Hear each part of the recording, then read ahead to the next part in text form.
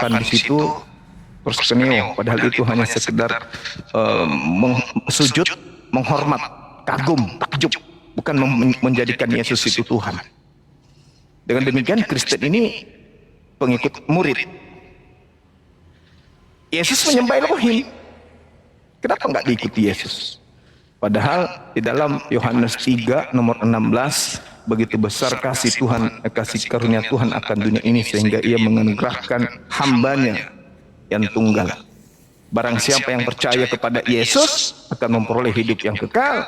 Barang siapa yang tidak percaya akan mati dalam dosanya.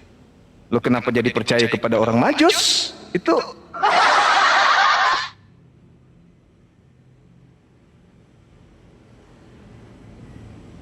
di dalam Markus 5 ada orang kerasukan roh jahat, begitu melihat Yesus tiba-tiba dia lari menyembah Yesus. Kenapa bukan itu yang dijadikan sebagai acuan? Bahwa yang menyembah Yesus dalam Markus 5 adalah orang yang kerasukan setan. Orang Majus juga saya katakan kalau dia menganggap Yesus itu adalah Tuhan, bintang timur, berarti dia menganggap bahwa Yesus itu adalah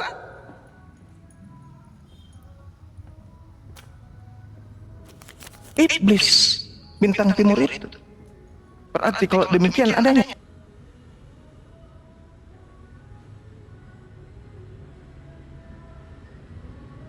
Berarti adanya. Berarti Majus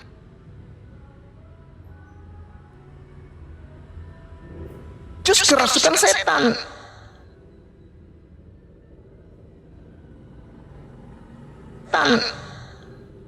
Ada dua hal yang saya catat di sini, ya. Kalau yang tadi itu kan saudara menyembah Yesus itu kan bukan karena Yesus, tapi karena orang Majus dan juga muridnya. Sementara Tuhan mengatakan barang siapa yang percaya kepada Yesus, nah, nah,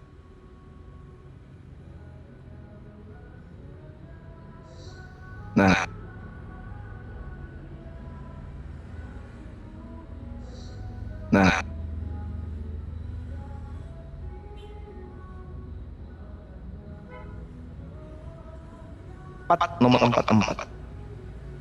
Nah, kalau rujukannya harus tertulis, bentar ya, bentar. Lagi nge-lag YouTube-nya juga. Jadi kalau misalnya harus tertulis sesuai dengan apa yang ada dalam kitab Taurat, selesai Kristen ini.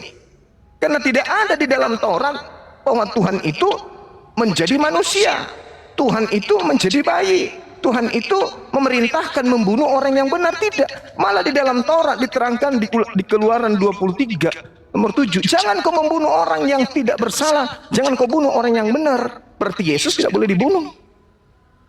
Anda berbicara Amsal 6 nomor 16, 6 kekejian di dalam hati Tuhan, bahkan 7 perkara yang dibenci oleh Tuhan. Di antaranya menumpahkan darah orang yang tidak bersalah. Berarti pembunuhan terhadap Yesus itu adalah kekejian bagi Tuhan. Itu adalah hal yang dibenci oleh Tuhan. Berarti mengimani pembunuhan kepada Yesus terhadap Yesus adalah mengimani sesuatu yang dibenci oleh Tuhan. Bukan keselamatan. Dengan membunuh Yesus itu mendatangkan dosa besar, bukan keselamatan. Nah ini aneh gitu ya. Harus terjadi apa yang tertulis. Nah kalau harus terjadi berarti Yesus harus tidak disalib. Yesus harus jangan dibunuh, jangan dibalik-balik. Yesus bersama dengan Bapa. Ya betul. Oleh karena itulah dia mustahil adalah orang yang dibunuh di atas tiang salib, karena dia bersama dengan Bapa. Tetapi kalau dikatakan bersama dengan Bapa, dalilnya itu jelas. Bukan aku dan Bapa adalah satu. Karena aku dan Bapa adalah satu itu adalah artinya bahwa apa yang diterangkan oleh Bapa kepada Yesus, itu yang disampaikan Bapa kepada Yesus, itu yang Yesus sampaikan. Apa yang Bapa perintahkan untuk Yesus lakukan, itu yang Yesus lakukan. Yohanes 4 nomor 34, makananku adalah melakukan apa yang diperintahkan Bapa kepadaku. Yohanes 12:49, perkataanku adalah apa yang diperintahkan oleh Bapa kepadaku. Jadi aku dan Bapa adalah satu perintah, satu visi, satu misi. Coba Pak Pastor baca Yohanes 8. Apa yang dikatakan? Kalian menghakimi manusia. Aku Yesus tidak menghakimi manusia. Akan tetapi jika aku menghakimi, maka penghakimanku itu adil. Sebab aku tidak seorang diri. Nah, Yesus mengaku tidak seorang diri. Berarti lebih dari satu. Sebab Bapa bersama dengan aku. Bukankah di dalam kitab Tauratmu dikatakan bahwa dua saksi itu sah? Akulah yang bersaksi tentang diriku dan juga Bapa yang bersaksi tentang diriku. Berarti aku dan Bapa adalah dua. Makanya dikatakan Yesus bersama dengan Bapa, tidak bersama dengan setan. Nah, yang jadi permasalahan sini, Pak Pastor, kalau orang-orang Kristen ini kepenuhan dengan roh kebenaran, kenapa orang Kristen diusir oleh Yesus? Coba Bapak baca di dalam Matius 7 nomor 15 sampai nomor 23. Waspadalah kepada nabi palsu, buahnya dapat kau lihat. Memanggil aku Tuhan, bernubuat, bermujizat, mengusir setan pakai namaku. Enyahlah daripadaku, kalian semua adalah pembuat kejahatan. Kenapa orang Kristen yang sudah sampai level mengusir setan, bermujizat, begitu yakinnya dia akan ketuhanan Yesus, begitu yakinnya dia akan kebenaran Kristen, dia mampu mengusir setan, mampu bermujizat dengan menggunakan nama Yesus. Tapi apa pembalasan Yesus? Enyahlah daripadaku, kalian semua adalah pembuat kejahatan. Kalau orang Kristen ini dalam dirinya roh kebenaran, kenapa diusir? Itulah pertanyaan saya yang harus kemudian Pak Pastor terangkan kepada saya. Karena Al-Quran kami mengatakan ya'iduhum wa yumannihim wa ma ya'iduhumus syaitan illa gurura. Orang Kristen itu berangan-angan, angan-angan kosong, dan kemudian orang Kristen itu hanya dijanjikan oleh tipuan-tipuan belaka oleh iblis. Nah, kalau Pak Pastor bisa membuktikan bahwa memanggil Yesus Tuhan, bernubuat pakai nama Yesus, bermujizat pakai nama Yesus, itu adalah orang yang kepenuhan roh kebenaran, kenapa diusir? Dan dikatakan oleh Yesus, kalian adalah pembuat kejahatan. Silakan. Ya, bisa langsung TikTok kan mungkin Pastor Z sama Bang Zuma, silakan. Iya. Oke, baik, makasih Evan dan juga Bang Zuma. Jadi ini gimana ya? Saya harus tanggapi, kalau tanggapi satu-satu jadi seperti mau apa namanya, seperti jadi debat khusus ya. Tapi saya sampaikan ini secara singkat aja. Sebenarnya di sana bukan orang Kristen yang diusir, melainkan orang yang tidak melakukan kehendak Bapa. Mungkin itu garis bawahnya Bang Zuma ya. Di Matius pasal 7 ayat 21. Jadi yang diusir itu Suaranya kecil. Oh, suaranya kecil. Bagaimana ini bisa? Bagaimana host kita bisa TikTokan aja langsung? Ya, bisa Bang Zuma, silakan langsung TikTokan aja. Mohon maaf Pak Pastor, ketika Pak Pastor mengatakan yang diusir itu adalah yang membuat kejahatan, itu kita setuju. Siapa yang membuat kejahatan itu? Ya orang yang memanggil Yesus itu Tuhan dan tidak melakukan kehendak Bapa. Nah, pertanyaan saya, atas kehendak siapa orang Kristen kemudian menyembah, mempertuhankan, mengilahkan Yesus? Itu loh Pak. Atas kehendak siapa? Gitu. TikTokan ini maksudnya ini ya, maksudnya kita langsung sambung-sambung begitu ya, Pak? Iya. Oke, baik. Jadi di sini bukan ke orang Kristen jadi sasarannya sebenarnya, yang menjadi penelitian itu yang lebih fairnya itu adalah ketika kita melihat di dalam catatan kitab suci siapa yang tidak melakukan kehendak Allah. Jadi hanya satu kehendak Allah melalui Kristus, yaitu percaya bahwa Dia itu adalah yang disiapkan untuk menyatakan keselamatan itu. Jadi karena mereka tidak percaya, jadi orang-orang Yahudi itu pada waktu itu mereka tidak percaya itu. Mereka tidak percaya bahwa Dia Mesias itu persoalannya. Jadi orang bisa melakukan sesuatu tanpa percaya Mesias. Itu dibuktikan dalam kisah para rasul. Jadi ada orang yang mengusir setan, tapi maksudnya setan itu mempermainkan mereka. Jadi ini bukan soal orang Kristen sebenarnya, tetapi soal orang yang melakukan ibadahnya memakai nama Yesus, tapi ternyata mereka itu tidak percaya kepada Yesus. Oke, baik. Orang Yahudi Pak, hari ini tidak ada yang menyembah, tidak ada yang membawa nama Yesus. Anda bisa lihat di kitab Talmud, orang Yahudi hari ini itu tidak pernah mengenal siapa itu Yesus. Dan Yesus di dalam Matius 7 itu mengatakan pada hari terakhir. Pada hari terakhir, berarti bukan sekarang, hari terakhir. Sedangkan hari ini saja tidak ada orang Yahudi yang memanggil Yesus Tuhan, bernubuat pakai nama Yesus, mengusir setan pakai nama Yesus. Tidak ada orang Yahudi, hanya ada satu orang, yaitu kelompok Kristen. Dan pada hari terakhir kata Yesus, Aku akan berkata kepada mereka, kalian adalah pembuat kejahatan, aku tak mengenal kamu. Nah, di hari terakhir mana ada orang Yahudi memanggil Yesus Tuhan?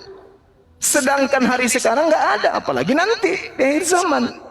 Jadi yang akan melakukan pengusiran, yang akan mengalami pengusiran adalah keturunan orang-orang Kristen hari ini, keturunan jemaah daripada Pak Pastor. Karena hanya keturunan Pak Pastor yang memanggil Yesus itu Tuhan, mengusir setan, bermujizat, bernubuat pakai nama Yesus. Orang Yahudi nggak ada, Pak Pastor. Jadi kita nggak boleh menuduh orang yang mana kita sendiri yang melakukan. Saya kira begitu. Oke, ya. Ya. Bang Zuma, untuk luruskan dulu, saya tidak ada jemaat ya. Ini pengertian yang mungkin teman-teman juga bisa melihat bahwa ya kalau yang lain mungkin yang dalam tanda petik tadi pastor atau pendeta mereka punya jemaat, tapi yang saya kenal dalam Alkitab adalah yang punya jemaat itu adalah Kristus. Jadi sebenarnya tidak boleh ada orang lain yang memiliki jemaat. Kita buat aja catatan itu Bang Zuma. Nah, ini berkaitan dengan tadi orang Yahudi yang dimaksud di dalam apa namanya di dalam Alkitab itu bukan maksudnya orang Yahudi keseluruhan. Tapi secara nation atau bangsa, memang mereka menolak Yesus. Sampai sekarang, Bang Zuma, itu saya setuju. Dan mereka tidak mempercayai Yesus itu adalah Mesias. Karena mereka punya pandangan Mesias itu yang datang, bukan sebagai yang merendahkan diri tadi, tapi Mesias yang mulia. Jadi lebih kepada pengharapan kepada kedatangan Mesias kedua kali kalau dalam catatan Alkitab. Jadi itu orang Yahudi, memang mereka tidak percaya kepada Yesus. Nah, kalau tadi dikatakan orang-orang Kristen, saya juga tidak menyangkal itu bahwa praktek di dalam orang Kristen ada yang banyak melakukan yang sebenarnya yang seperti demikian. Jadi artinya bukan sebenarnya kita mau, ya saya lebih memilih begini Bang Zuma, tidak mempersalahkan kelompok manapun karena siapa yang bisa mengenal kebenaran dia melakukan, nah itu yang diselamatkan. Kalaupun kita misalnya mengkritik atau menyudutkan atau memang menyatakan bahwa orang ini salah, tapi kalau orang itu tidak pernah menyadari tentang kesalahannya, toh dia tetap membenarkan diri. Jadi saya melihat ini catatan dalam Alkitab, seseorang bisa mengenal kebenaran karena roh Allah. Saya garis bawahi itu. Roh Allah itulah yang membuat seseorang tahu bahwa siapa yang harus disembahnya. Jadi bukan alasan orang lain. Misalnya begini, oh orang Majus menyembah, lalu saya menyembah. Tapi tadi yang saya katakan bahwa seseorang secara spontan melakukan itu karena roh. Misalnya ada dua kata ini, percaya dan mengaku. Jadi percaya itu di hati, mengaku itu di mulut. Seseorang percaya karena roh dan mengaku di mulut karena itu roh juga. Kembali Bang. Iya, jadi tidak ada orang Yahudi yang memanggil Yesus Tuhan. Yang memanggil Yesus Tuhan adalah Kristen. Yang mengusir setan adalah Kristen. Yang bernubuat pakai nama Yesus Kristen. Yang bermukjizat pakai nama Yesus adalah Kristen. Dari buahnya kamu bisa mengenal dia. Jadi ini bukan cuma orang per orang, seluruhnya. Karena di situ ada dua pohon. Tidak mungkin pohon yang baik menghasilkan buah yang baik. Begitu juga sebaliknya, tidak mungkin pohon yang tidak baik menghasilkan buah yang baik. Dan pohon yang tidak baik dan juga buah yang tidak baik akan ditebang dan dilemparkan ke dalam api. Coba Anda baca tuh. Matius 7 nomor 15 sampai nomor 23. Jadi dari buahnya. Kalau buahnya sudah jelek, pohonnya jelek, maka harus ditebang dan dilemparkan ke dalam api. Jadi tidak bisa dikatakan, oh ini buah jelek, buah di sebelah sini baik, sebelah sini buahnya baik, ini yang jelek. Tidak. Dari buahnya ini, kalau jelek, maka semua batangnya itu harus dilemparkan ke dalam api. Coba Pak Pastor baca. Seperti itu datanya. Kemudian, maka yang ada di atas muka bumi ini yang memanggil Yesus Tuhan hanya Kristen. Dan faktanya kemudian tidak ada orang Kristen menyembah Yesus karena perintah Tuhan, perintah Bapa. Bukan setiap orang yang berseru kepadaku Tuhan, Tuhan akan masuk ke dalam kerajaan surga, melainkan dia melakukan kehendak Bapakku yang ada di surga. Apa kehendak Bapakku itu? Perjanjian lama. Kalau kehendak Bapa dikatakan kasih, betul. Kasih itu adalah dengan setia melakukan segala perintah-perintah Tuhan. Itu disebut kasih.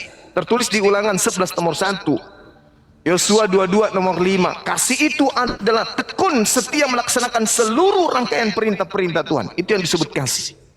Bukan menghilangkan hukum Tuhan. Lalu kasih itu adalah mengayomi orang, menyantuni orang, memberikan orang Indomie, memberikan masuk rumah sakit, biaya sakit ketika sakit. Bukan itu yang dimaksud kasih. Kasih itu adalah tekun melaksanakan segala perintah-perintah Tuhan. Yesus mengatakan dalam Yohanes 14, jika kau mengasihi aku, maka engkau akan melaksanakan segala pekerjaan-pekerjaan yang aku lakukan. Nah, mana pekerjaan Yesus menyembah Yesus? Tak ada. Mana pekerjaan Yesus kemudian ibadah hari Minggu? Tak ada. Mana pekerjaan Yesus makan babi, tidak bersunat? Tak ada. Natalan? Tak ada, tak ada. Sedangkan Yesus mengatakan, kalau kau mengasihi aku, kamu akan melakukan pekerjaan yang aku lakukan. Yohanes 14:12.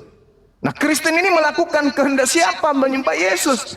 Roh apa yang merasuki orang Kristen sampai menyembah anak orang? Kan itu permasalahannya, Pak Pastor. Sementara Yesus ketika menerangkan dan berkata dalam Yohanes 11 nomor 42, apa kata Yesus? Engkau tahu, kata Yesus, dia menunjuk ke langit, engkau tahu bahwa aku melakukan apa yang kau kerjakan, dan aku ingin bahwa orang yang banyak mengelilingi aku ini, aku mengatakannya kepada mereka agar mereka percaya bahwa engkaulah yang telah mengutus aku. Berarti Yesus mau dipercaya bahwa dirinya adalah utusan Tuhan, bukan Tuhan. Tapi yang terjadi, orang Kristen menuhankan, makanya ada pengusiran. Maka muncul pertanyaan, roh apa yang merasuki saudara-saudara Kristen sehingga dengan teganya menyembah utusan Tuhan? Yesus malu di hadapan Tuhan. Apa kata Yesus? Pergilah kepada saudara-saudaraku, jangan kau sentuh aku. Katakan kepada mereka, aku akan pergi kepada Tuhanku dan Tuhanmu, Allahku dan Allahmu, ilahku dan ilahmu. Yohanes 20. Jadi mau kayak mana? Kristen ini mau dapat keselamatan itu dari mana? Ini penting, Pak Pastor, sebagai saudara saya itu. Nah, dikatakan oleh Yesus bahwa pada hari terakhir banyak orang yang akan berseru kepadaku, Tuhan, Tuhan, bukankah kami telah bernubuat demi namamu, bermujizat demi namamu, dan banyak mengusir setan demi namamu juga? Kata Yesus, pada hari itulah aku akan berterus terang pada mereka, aku tidak mengenal kalian, enyahlah daripadaku, kalian semua adalah pembuat kejahatan. Jadi buahnya dari nabi palsu itu adalah memanggil Yesus Tuhan, bernubuat, bermujizat, mengusir setan. Seperti itu. Mungkin saudara pastor ini bisa menunjukkan kepada saya pola yang dipraktekkan gereja menyembah Yesus itu adalah kehendak Bapa. Di mana kehendak Bapa agar orang-orang Kristen itu mempertuhankan anaknya, utusannya? Saya minta dalil, silakan.